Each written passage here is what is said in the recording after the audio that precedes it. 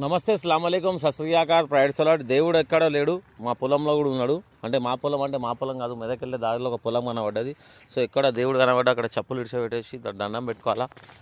షాదుల్లా హుసేని బాబాకి జై. ఈ పెద్ద గుట్టకు పోయి కందులు చేసే వాటిలో తీసుకుంటే దతకల కాడ చేసుకోదు. ఎందుకంటే పెద్ద గుట్టలో ఎవరికి వాల్యూ లేకుండా అయిపోయింది. పెద్ద గుట్ట నేను మీడియా అంటే మీడియా అంతా 300 మనిషి 1000 మనిషి అని చెప్పేసి మీడియా ఇజ్జత్ కూడా తీసి పాడేస్తుంది.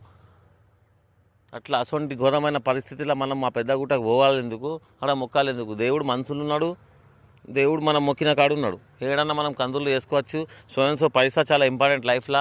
అలా దౌర్జన్యంకి వాళ్ళ దోపిడీకి భయపడి గల్లలో పోతే దర్గాలో పోతే నేను రంజాన్ నెల అబద్ధం చెప్తలేను, నేను ఒక ముస్లిం పర్సనే. ఆ దర్గాల పాపం మా యాదవ సోదరులు కందులు చేసుకుంటే 1500 అడిగారు. వాళ్ళు 700 ఇస్తే ఇంకో తట్ట మొత్తం అటే ఉంచుకున్నారు. తట్ట అంటే ఇవాళ రేపు 800 కిలో మటన్ ఉన్నది. అలా 3 కిలోల మటన్ కందూరులో చేసిన మటన్ అంటే వాళ్ళు సర్వనాశనం అయిపోయి ముస్లింలు అయి ఉండి గిట్లా దోచుకుంటున్నారు. ఏమన్నా అంటే 5 కోట్లకు టెండర్ తీసుకున్నాం, ఏం చేసుకుంటావు చేసుకో అని మాట్లాడుతారు. సో పెద్దగుట్టకు వెళ్ళే వాళ్ళకు ముఖ్య గమనిక, మా హిందూ సోదరుల పొలమే.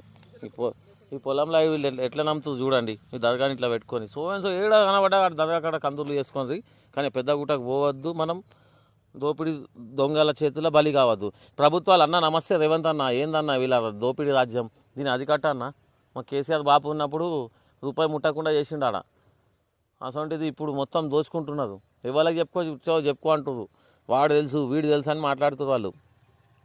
సో పెద్దగుట్ట భక్తులు తస్మాత్ జాగ్రత్త.